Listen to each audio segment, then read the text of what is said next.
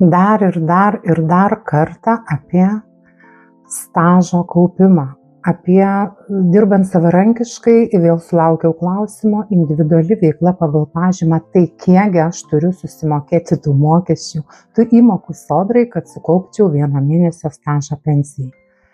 Tai įmokos sodrai turi būti sumokėtos nuo minimalios algos.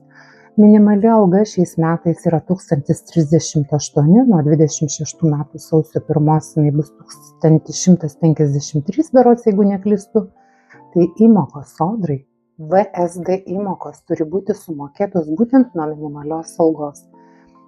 Mokesčių inspekcijai turi būti deklaruota didesnė suma vien todėl, kad įmokos sodrai mokamos nuo 90% apmokestinamųjų pajamų.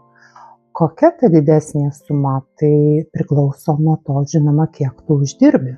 Jeigu tu neuždirbi didesnių pinigų, tai ar verta tuomet mokėti tiek gyventojų pajamų mokestį, tiek ir tas įmokas sodrai, jeigu nori tiesiog to stažo, bet neuždirbi tiek, kad būtų tokia ženkli suma. Nes jeigu naudoji 30% išlaidų fiksavimo būdą, tuomet VMI reiktų deklaruoti berods 1600, aš dabar jau nebeprisimenu tų skaičių, tikrai yra pas mane turinys sukurtas. Žinoma, jeigu tu naudoji išlaidų fiksavimo būdą pagal faktą, tai reikia suprasti, kad deklaravau mokesčių inspekcijai, pavyzdžiui, 1 000, tai nuo 900 aš mokėsiu įmokas sodrai. 1000 yra apmokestinamosios pajamos. Na tai, sakykime, gali būti ir kitaip. Deklaravau 2000, bet patyriau išlaidų už 1 000 ir 1 000 yra PPM apmokestinamosios pajamos, o sodrai mokėsime nuo 90% apmokestinamųjų pajamų, reiškia nuo 900 eurų.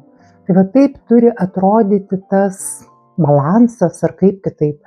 Žodžiu, jeigu nori kaupti stažą ligos, motinystės, tėvystės išmokoms gauti ir nori turėti 1 mėnesio stažą per 1 mėnesį, tai įmokas sodrai reikia sumokėti nuo minimalios algos.